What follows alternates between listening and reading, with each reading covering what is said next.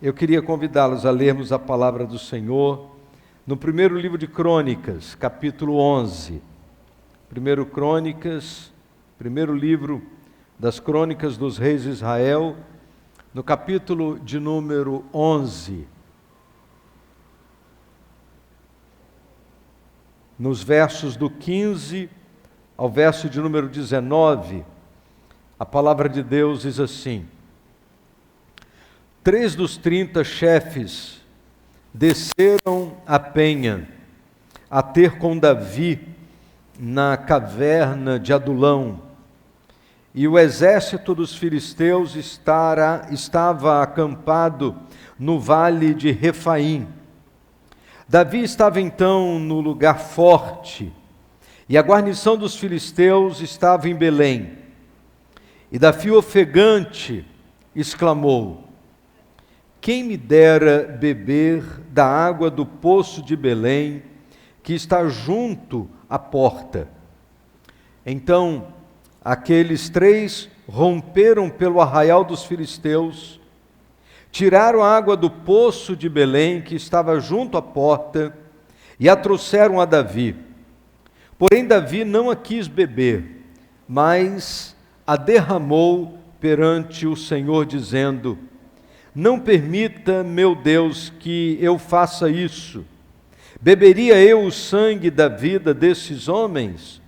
Pois com perigo das suas vidas a trouxeram. Assim, não a quis beber. Isso fizeram aqueles 3 valentes. Você é esse homem. Davi é certamente o personagem bíblico que nós temos as maiores referências. É a história pessoal mais registrada e mais extensa de toda a Bíblia. Sabemos mais a respeito de Davi do que de qualquer outra pessoa nas Escrituras. Mais do que Moisés, o triplo de Abraão, e para surpresa de muitos, o nome de Davi é mais mencionado na Bíblia do que o nome de Jesus Cristo. Possivelmente seja um dos homens que tiveram a oportunidade de viver histórias extraordinárias de intimidade com Deus. E quando nós lemos o livro dos Salmos, e grande parte dos Salmos é de composição de Davi, nós temos a dimensão do que esta intimidade com Deus produziu na vida daquele homem. A sua história é cheia de detalhes, e quando lemos a vida de Davi, nós percebemos facilmente a humanidade de um personagem tão falado em situações tão humanas e tão divinas, nas suas vitórias, nas suas quedas, nos seus grandes feitos, nas suas derrotas extraordinárias. A vida de Davi, de uma certa forma, acaba por mostrar um pouco da trajetória de todos nós. Após a morte de Saul, Davi dá início às suas conquistas e vai estabelecer os limites de Israel, estendendo os limites de Israel. E esse texto de 1 Crônicas, capítulo 11, é um texto de sangue, muitas guerras, narra momentos terríveis, período de conquistas, mas a palavra de Deus vai narrando ao longo da história do rei Davi as situações mais distintas que ele precisou atravessar. Jebuseus estavam ocupando uma região estratégica para Davi. O seu exército então vai em direção a uma cidade que tem por nome Jebus, para conquistá-la. Jebus é a cidade que deu origem à cidade de Jerusalém. Esta região era uma região estratégica e foi nesse contexto que aconteceu a história que eu quero compartilhar com os irmãos nesta noite. Queremos concentrar a nossa atenção na vida desses 3 valentes de Davi e aprender com eles algumas lições muito interessantes. Diz o texto da palavra de Deus que Davi estava junto com os seus homens na caverna de Adulão, o exército dos filisteus estava acampado próximo a Belém.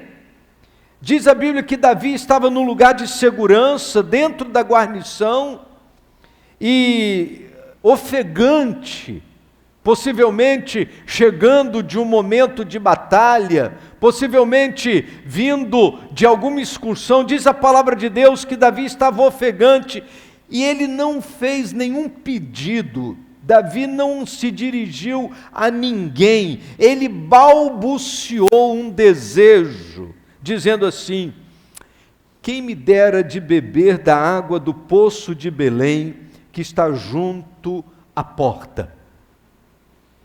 É aquele momento quando você pensa alto, não? Você pensa alguma coisa, há um desejo no coração, e aí você balbucia palavras, e a palavra de Deus nos diz que Davi, pensando na possibilidade de beber daquela água, possivelmente era uma água especial, pura, era uma água que ele já havia provado em outros momentos, já havia tomado dela em alguns outros momentos, e a Bíblia diz que ele diz assim: quem me dera beber da água do poço de Belém, que está junto à porta.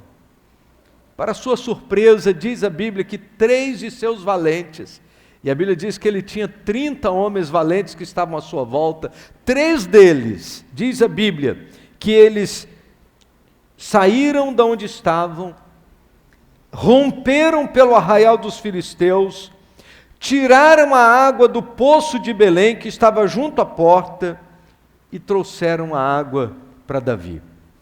Imagina a surpresa de Davi quando aqueles homens chegaram com o cântaro. Olha aqui, ó, trouxemos água. Que água é essa? É lá do poço de Belém. Você lembra que você pensou alto? Pois é, trouxemos água lá do poço de Belém. E a Bíblia diz que Davi, extasiado diante da atitude daqueles 3 homens, ele disse: Senhor, eu não posso tomar essa água. A Bíblia diz que ele derramou aquela água em atitude de adoração a Deus, ele usou aquela água para celebrar ao Senhor. Diz a Bíblia que ele não quis beber, mas a derramou perante o Senhor, dizendo: não permita, meu Deus, que eu faça isso. Beberia eu o sangue da vida desses homens, que com perigo de suas vidas trouxeram esta água para mim? E a Bíblia diz que ele usou aquela água como um instrumento de adoração ao Senhor. Que história fantástica! E eu gostaria de, à luz dessa história tão especial da palavra de Deus, gostaria de lembrar de algumas coisas importantes. Para ser esse homem, você precisa ter um sonho, desejar alguma coisa.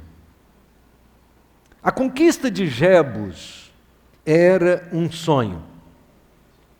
Os 3 valentes de Davi foram movidos pelo sonho da conquista que Deus havia plantado no coração de seu líder.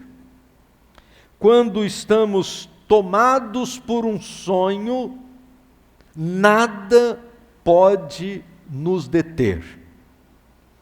Jerusalém, ela vai se tornar a cidade mais importante da história de Israel. Sião era a cidade de Jerusalém, passou a ser um símbolo das bênçãos de Deus na vida do seu povo. Existem algumas expressões na palavra de Deus, referindo-se a Jerusalém, que nos dá a compreensão da dimensão do que isso significa. Por exemplo, 2 Samuel capítulo 5, verso 7, a Bíblia diz assim: todavia, Davi tomou a fortaleza de Sião, esta é a cidade de Davi. O rei Davi se tornou referência de autoestima, de grandeza, referência da bênção de Deus na vida do seu povo. E quando eles começam a chamar Jerusalém de cidade de Davi, por conta da importância da cidade de Jerusalém na história do seu povo. Mas a Bíblia diz que Jerusalém se tornou um lugar de confiança. No Salmo 125, a Bíblia diz assim: aqueles que confiam no Senhor são como o monte de Sião, que não pode ser abalado, mas permanece para sempre. Como estão os montes ao redor de Jerusalém, assim o Senhor está ao redor do seu povo, desde agora e para sempre. Isto é, do mesmo jeito que eles se sentiam confiantes em saber que Deus estava em torno deles, eles usam Jerusalém como referência dessa confiança para dizer, como os montes estão em volta de Jerusalém, assim o Senhor está em volta do seu povo. Mais do que isso, Jerusalém é descrito como o lugar da bênção de Deus. Salmo 133 é um salmo muito conhecido, e a Bíblia diz assim: ó, quão bom e quão suave é que os irmãos vivam em união. É como óleo precioso sobre a cabeça, que desce sobre a barba de Arão, que desce sobre a gola de suas vestes, como orvalho de Hermon, que desce sobre os montes de Sião, porque ali o Senhor ordena a bênção e a vida para sempre. No Salmo 134, verso 3, a Bíblia diz assim: desde Sião te abençoe o Senhor, que fez os céus e a terra. No Salmo 51, verso 18, a Bíblia diz assim: faze o bem a Sião, segundo a tua boa vontade, e edifica os muros de Jerusalém. Salmo 128, verso 5, a Bíblia diz assim: de Sião o Senhor te abençoará, verás a prosperidade de Jerusalém por todos os dias da tua vida. Mais do que isso, Jerusalém é descrita como o endereço de Deus, a morada de Deus. Isaías 8, verso 18 diz assim: eis aqui com os teus filhos que me deu o Senhor, são como sinais e portentos em Israel, da parte do Senhor dos exércitos, que habita no monte Sião.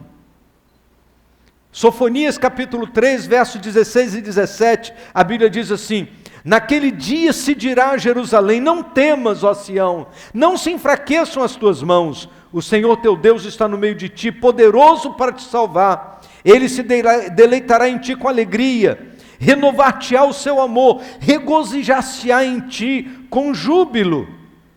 Salmo 9, verso 11 diz: cantai louvores ao Senhor que habita em Sião, anunciai entre os povos os seus feitos. Salmo 76, 1 e 2 diz: conhecido é Deus em Judá, grande é o seu nome em Israel, em Salém está a sua tenda e a sua morada em Sião. Mais do que isso, a palavra de Deus descreve Jerusalém como um lugar de alegria. Salmo 48, 12 diz: da bela e alta situação, a alegria de toda a terra é o monte Sião, dos lados do norte, a grande cidade do rei. Alegre-se o monte de Sião, regozijem-se as filhas de Judá por causa dos seus juízos. Salmo 147, 12 diz: louva, ó Jerusalém, o Senhor, louva, ó Sião, o teu Deus. Ter Jerusalém não era qualquer coisa. Você se lembra quando o povo estava exilado lá em Babilônia? Depois que Nabucodonosor entrou e destruiu a cidade, e eles estão lá na beira do rio, Salmo 137, eles pegam as suas harpas, penduram as suas harpas, param de cantar, porque o povo que os levava cativo tinha pedido cânticos de adoração, e a Bíblia diz que, em resposta, eles dizem assim: como que nós vamos cantar os cânticos de Sião, estando em terra estrangeira? E aqueles gritos que o exército de Nabucodonosor havia proferido enquanto entravam na cidade, trazendo destruição, dizendo: arrasai-a, arrasai até os alicerces. E aí eles entraram queimando casas, destruindo o muro, queimando as portas, matando homens, mulheres e crianças. Diz a palavra de Deus que foi uma coisa terrível. esses sons de destruição, eles ficam retumbando na mente e no coração do povo durante todo aquele período do exílio. E quando lá no Salmo 137, eles estão pedindo, cantai-nos um dos cantos de Sião, eles dizem assim, como que nós vamos fazer isso? Como que nós vamos cantar um dos cânticos de Sião? Se nós estamos aqui desolados, quando nós lembramos da destruição que está a nossa cidade, quando nós lembramos da situação que está Jerusalém, Babilônia, diz o texto da palavra de Deus, destinada à destruição, feliz é quem pegar os seus filhos e der com eles nas pedras, porque vocês nos fizeram sofrer. A situação em que eles se encontravam, porque o grande sonho era Jerusalém. Vocês entendem por que Davi e os seus valentes estavam movidos por tomar aquela região? Por aquilo que Jerusalém haveria de se tornar. A pergunta é, qual é o teu sonho? O que é capaz de tirar você do seu lugar? Há uma frase de Bruce Wilkinson, muito interessante. Bruce Wilkinson diz o seguinte: todos possuem um sonho. Você está vivendo o seu ou apenas a sua vida? Eu vou repetir. Todos possuem um sonho. Você está vivendo o seu ou apenas a sua vida? É o sonho que nos move. Na vida de Davi, na vida dos seus homens valentes, na minha, na sua, nós somos movidos por aquilo que sonhamos. Em segundo lugar, aprendemos que precisamos ir além do natural. Aqueles 3 jovens estavam entre os 30 melhores soldados de Davi. Enquanto os outros ouviram o desejo do rei e não fizeram absolutamente nada, aqueles 3 resolveram agir. Eles fizeram diferentes, por isso, a palavra de Deus registra a sua história. Ninguém tem a sua história registrada se não faz nada diferente.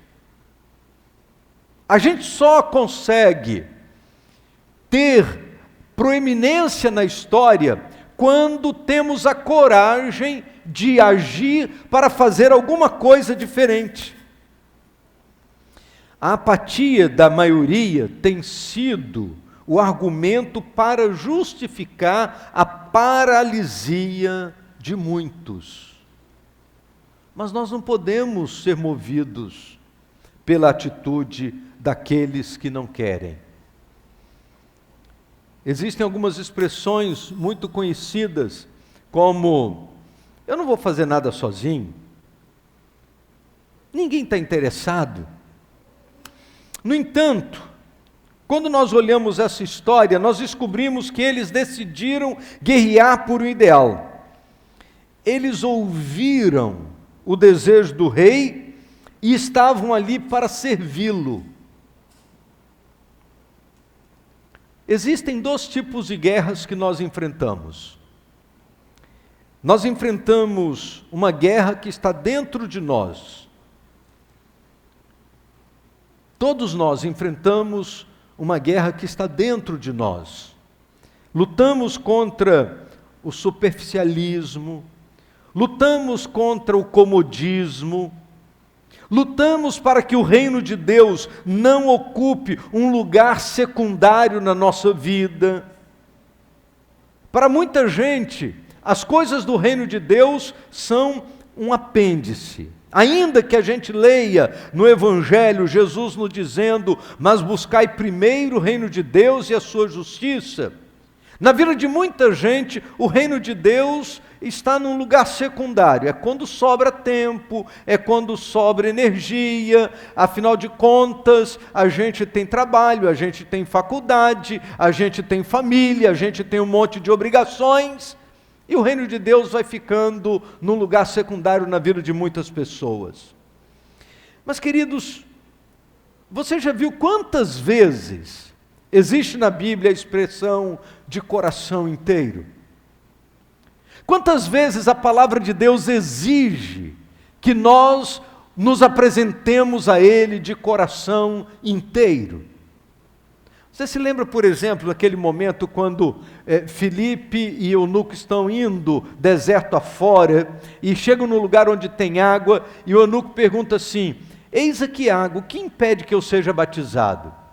A resposta de Filipe foi: é lícito se creis de todo o teu coração. Sabe o que isso significa? Que nada pela metade interessa para Deus. Compromisso pela metade, vida pela metade, dedicação pela metade, nada disso interessa para Deus. Deus quer crentes inteiros, dedicação plena, exclusiva. E existe uma série de coisas que nós dizemos que vamos fazer. Nós estamos no mês de agosto. Você se lembra que em dezembro você estabeleceu algumas metas espirituais? Você se lembra que em dezembro você estabeleceu que este ano você ia ler a Bíblia toda, você seria aluno da escola bíblica dominical, e que você iria ser presente às atividades da igreja, e você estaria envolvido em algum ministério, e que você seria dizimista fiel à lei. Talvez seja no momento de começar a avaliar, não espera chegar em dezembro. Quais são as coisas que você disse que ia fazer e que ainda não fez? É preciso que a gente permita que essa guerra de dentro seja vencida. Mas existe uma guerra que está fora de nós. Existe a guerra que está dentro de nós, mas existe também a guerra que está fora de nós. Lutamos o tempo todo. E aí lutamos contra Satanás, lutamos contra o mundo que está tentando nos levar. Nós lutamos. E existem 3 coisas que não vão mudar. Não se esqueça disso. O diabo nunca vai deixar de ser diabo. Tem muita gente que acha que o diabo amansou. Ele veio para roubar, matar e destruir. E ele continua com esse mesmo propósito. O diabo nunca vai deixar de ser diabo. Segundo, o mundo nunca vai deixar de ser mundo.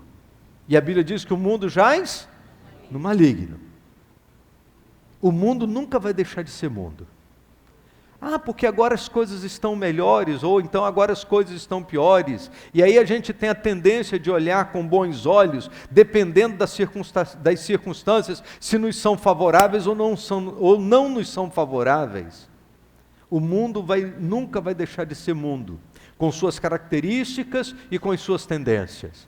Mas em terceiro lugar, preste atenção nisso, a carne nunca vai deixar de ser carne. Por isso você não pode confiar no diabo, você não pode confiar no mundo, e você não pode confiar na carne. Porque a carne vai continuar sendo carne, com suas tendências. Você lê a Bíblia, você ora, você se dedica, mas você continua residindo na carne. A nossa residência, ela tem tendências. E se nós bobearmos, ela nos carrega. Terceiro lugar, aprendemos com esses 3 homens que nós precisamos ter coragem de correr riscos. Ninguém pode fazer algo significativo para Deus sem sair do seu lugar de conforto. Agora, Preste atenção no que estava acontecendo naquele momento. Aqui está a caverna de Adulão, onde Davi está com seus homens, no seu lugar forte, guardado. Aqui está Belém, onde tinha uma fonte d'água que Davi queria beber daquela água. Só que entre a caverna e Belém, sabe quem está aqui no meio? O exército filisteu. Só isso.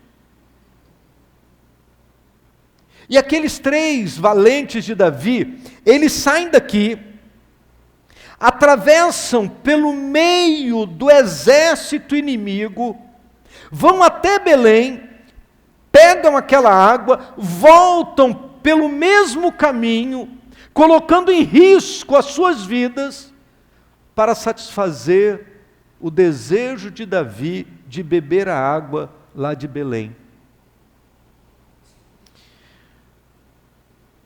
Nossa zona de conforto tem sido uma armadilha perigosa. O medo de correr riscos tem sido uma armadilha perigosa nesse tempo que estamos vivendo. Facilmente transformamos as bênçãos do Senhor em empecilho para o nosso envolvimento no reino de Deus. Eu queria que você pensasse agora o seguinte: quais são as maiores bênçãos de Deus na sua vida? Se você pudesse enumerar assim, quais são as maiores bênçãos de Deus na sua vida? Talvez você diga assim: não, a maior bênção de Deus na minha vida é a minha família. Ou quem sabe, para outros, a segunda maior bênção de Deus na minha vida é a minha estabilidade financeira, porque eu tenho um emprego, eu tenho uma empresa, e isso é uma bênção de Deus na minha vida. A bênção de Deus na minha vida, eu passei para a faculdade, estou lá, estou fazendo minha faculdade, é uma bênção de Deus na minha vida. É uma bênção de Deus na minha vida ter o meu dinheirinho guardado, a minha casa de praia, o meu carro.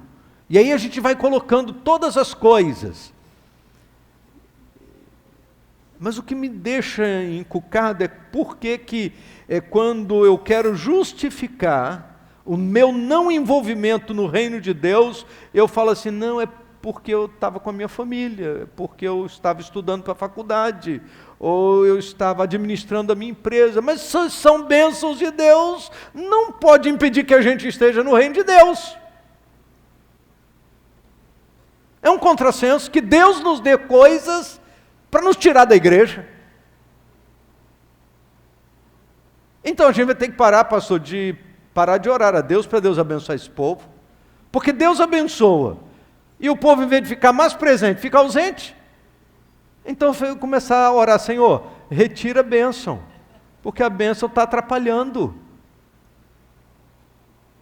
Não é que a bênção esteja atrapalhando, é porque nós vamos colocando as coisas do reino de Deus em segundo plano, porque essas coisas vão ocupando a prioridade da nossa vida. Nós não podemos converter as bênçãos de Deus em obstáculos para nosso envolvimento ministerial. Nós não podemos converter as bênçãos de Deus em empecilho para a nossa vida e o nosso trabalho na igreja. Mas preste atenção. Aonde está o inimigo? Os filisteus estavam entre a caverna de Adulão e Belém. E eles não conseguiriam trazer água se não passasse pelo meio do exército inimigo. Às vezes nós queremos as bênçãos e queremos fazer as coisas, desde que a gente não tenha que enfrentar o inimigo. Só, queridos, existem muitos momentos que a gente precisa entrar na área do inimigo, a fim de arrancar de lá aquilo que Deus deseja realizar em nós e através de nós, para o louvor da sua glória. Não queremos assumir riscos, mas precisamos assumir riscos. Não dá para viver a vida cristã sem assumir os riscos de nós podermos declarar com todas as letras quem somos e o que cremos. E todas as vezes que abrimos a nossa boca para declararmos com todas as letras quem somos e no que cremos, nós vamos estar, de alguma maneira, entrando no lugar do inimigo. Mas existe uma outra lição muito interessante nesse texto. É que nós precisamos aproveitar a oportunidade para glorificar a Deus com aquilo que temos em nossas mãos. A princípio, parece um desperdício e até uma ingratidão de Davi ter derramado aquela água no chão. Imagina, os 3 homens saem daqui, vão lá em Belém, colocando em risco as suas vidas, pegam a água, traz para ele, e ao invés dele beber, ele derrama. A princípio, parece um desperdício, parece uma ingratidão de Davi. No entanto, diz o texto da palavra de Deus que ele não estava jogando fora, ele estava usando-a para fazer algo maior do que matar a sua sede.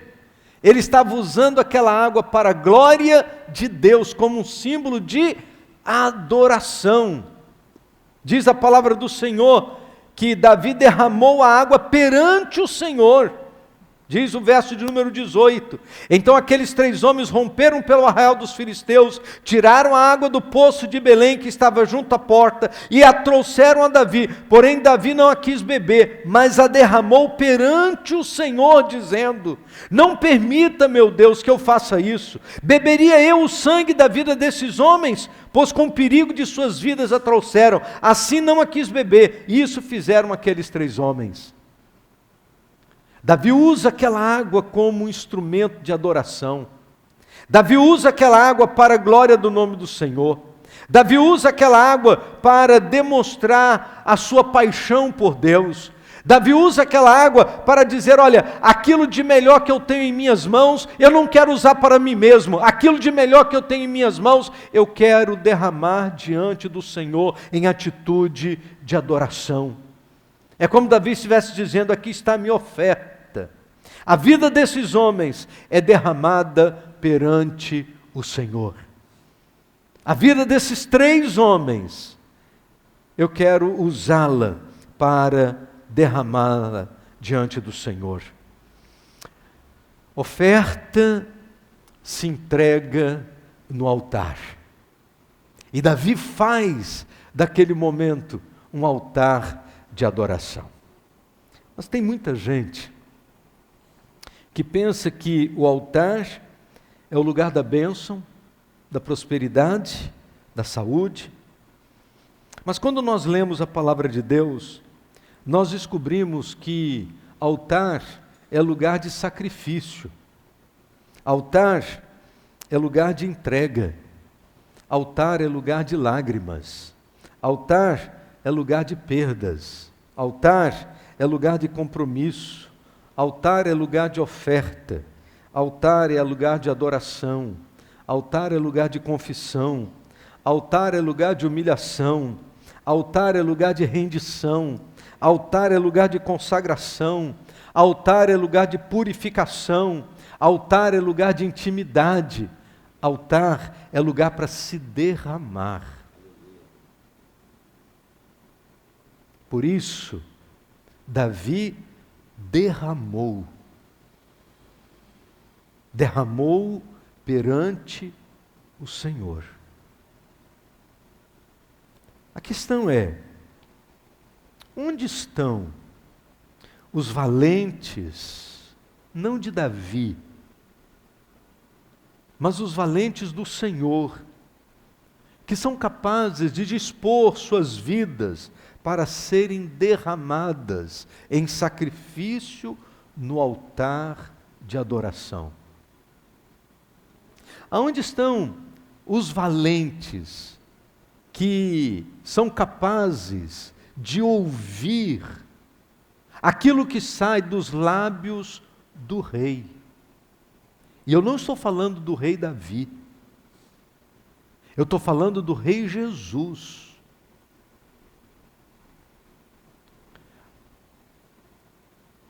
Apenas uma lamúria do rei Davi foi suficiente para mover o coração desses 3 valentes, para que eles pudessem sair de onde estavam, do seu lugar de segurança, e passarem pelo meio arraial dos filisteus para buscar aquela água. E aí eu fico perguntando, qual é a atenção que eu tenho dado aos sussurros de Jesus? Eu digo que Ele é o Rei dos Reis, o Senhor dos Senhores, que Ele tem todo o poder e toda a autoridade.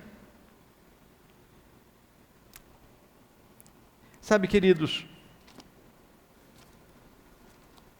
eu fico impressionado com algumas expressões da palavra de Deus.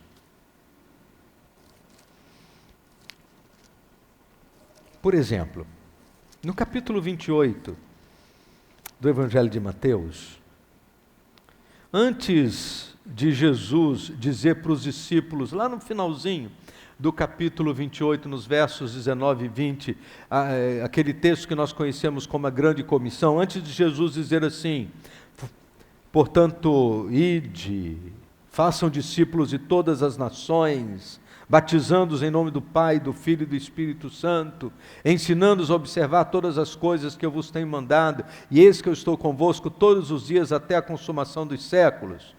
Antes de Jesus dizer essas palavras, pela primeira vez, em todo o ministério de Jesus, Jesus vai usar uma outra expressão que me preocupa. No verso 18, Jesus disse assim, foi-me dada toda a autoridade nos céus e na terra. Queria lembrar alguns fatos do ministério de Jesus. Jesus com os discípulos, no meio do mar, tempestade, água entrando no barco, Jesus dormindo na almofada, os discípulos apavorados, acordam a Jesus e dizem, não se te dá que pereçamos. Jesus se levanta e ele diz, foi-me dada toda a autoridade no céu e na terra, portanto, mar, cala-te, vento, aquieta. Foi assim. Jesus precisou usar a expressão, foi-me dada toda a autoridade no céu e na terra, para mandar o vento parar, o mar se acalmar? Não. Jesus simplesmente disse, mar, aquieta-te, vento, cala-te, e houve bonança. Jesus está diante do túmulo de Lázaro, morto há 4 dias. Marta e Maria já tinham chorado à vontade diante dele, os judeus chorando, aquela coisa toda que você lembra. E Jesus está ali diante do túmulo de Lázaro e ele diz, tirai a pedra. Tiraram a pedra e agora Jesus olha para os céus e diz, foi-me dada toda a autoridade no céu e na terra, por isso, Lázaro, vem para fora. Foi assim? Não. Jesus não precisou evocar a sua autoridade no céu e na terra para a ressurreição de Lázaro. Ele simplesmente disse, Lázaro, vem para fora. E aquele que estivera morto durante 4 dias, diz a palavra de Deus, saiu.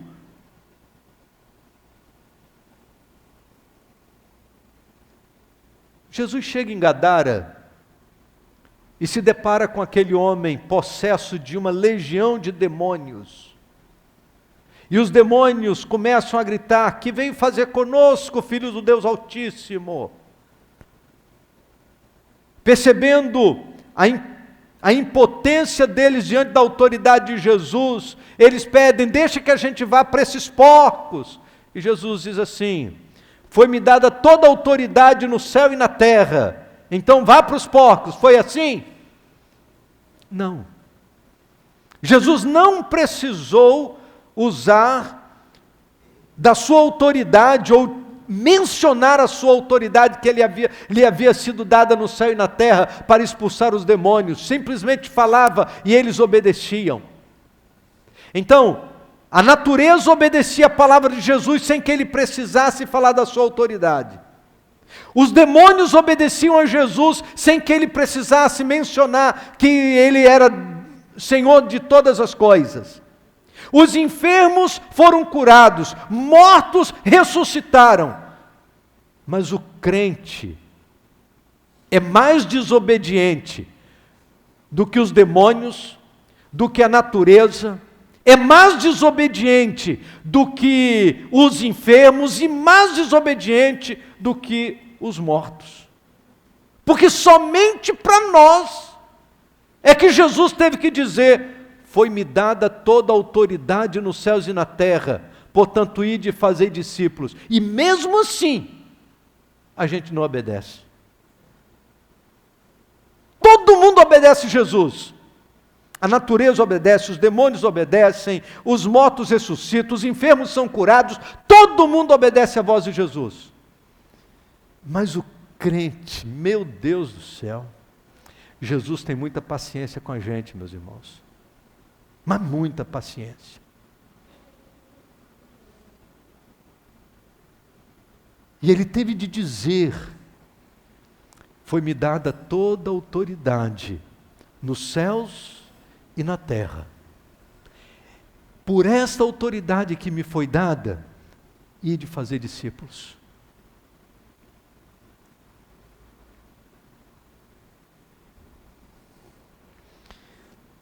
Você é esse homem que vai obedecer? Eu quero ser mais obediente do que os demônios. Eu quero ser mais obediente do que a natureza. Eu quero ser mais obediente do que a enfermidade. Eu quero ser mais obediente do que a morte. Não é possível que essas coisas sejam mais obedientes do que eu. Eu quero ser essa pessoa que obedece à voz de Jesus, que coloca o ouvido: Senhor, fala que o teu servo ouve. Eu quero ser sensível à voz do rei. Se Davi, que era um homem como um outro qualquer, falou, e aqueles homens colocaram a vida em risco para poder atender um pedido do rei Davi, olha a diferença, queridos. A gente poder ouvir a voz de Jesus, o Rei dos Reis, e dizer: Deus, o que o Senhor quiser, o que o Senhor quiser, usa a minha vida.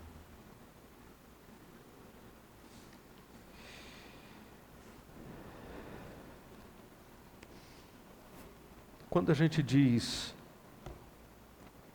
o que o Senhor quiser, usa a minha vida, e a gente se dispõe a fazer aquilo que Deus quer, prepare-se. Prepare-se para ser um instrumento poderoso nas mãos de Deus. Às vezes com risco da vida, mas com a alegria de poder voltar a dizer: aqui, Deus, é para o Senhor. É para a glória do nome do Senhor. É para satisfazer os desejos do coração de Jesus. É para isso que vivemos. E se não vivemos para isso, para que vivemos? Se não for esse o objetivo da nossa vida, a glória do Senhor, para que viver? A vida não pode se reduzir a um amontoado de anos, mas ela precisa se manifestar em cumprimento da missão. E a pergunta deve ser transformada nesta noite em afirmação. A pergunta é: você é esse homem? Você é esse homem? E a afirmação desta noite deve ser: eu sou esse homem. Eu sou esse homem que ouve, que tem os seus ouvidos atentos à voz de Jesus, o Rei dos Reis, e que nesta noite diz: Deus, pode falar, eu quero obedecer. Eu quero orar a Deus, mas antes de orar, eu gostaria de perguntar a você, à luz de tudo que você tem ouvido desde ontem e hoje, você tem atentado seu ouvido para ouvir a voz de Jesus, o Rei dos Reis? E mais do que isso, você tem, além de ouvir, você tem obedecido? Eu sou esse homem que quero obedecer. Ele tem autoridade. E há um ditado popular que diz que manda quem pode, obedece quem tem juízo. Jesus pode mandar, porque Ele morreu na cruz para que eu fosse dele. Ele pode mandar. Eu quero ter juízo para obedecer. Porque quem desobedece a Jesus é porque perdeu o juízo. Não é verdade? Então, se você está aqui nesta noite e você quer obedecer a Jesus, eu quero orar com você.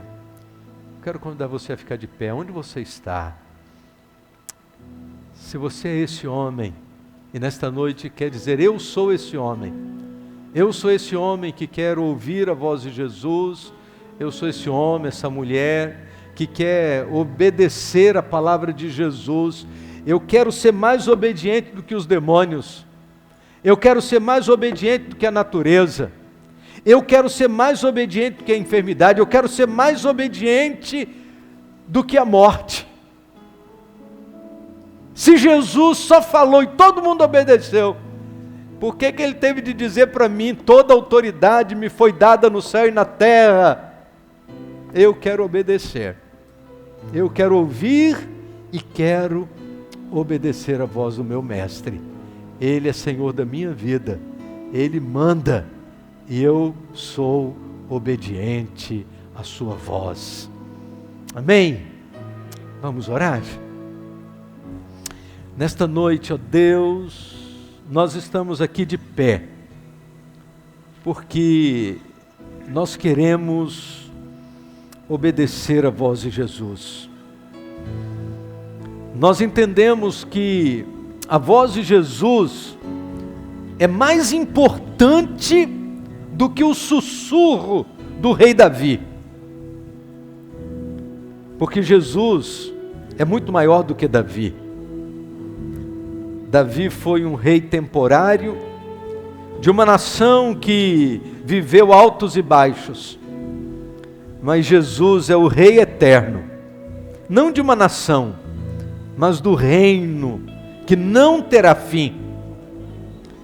Por isso, nesta noite, nós estamos aqui de pé para dizer que queremos obedecer a tua voz. Queremos obedecer às direções do Senhor. Queremos obedecer, ó Deus, ao teu mandar.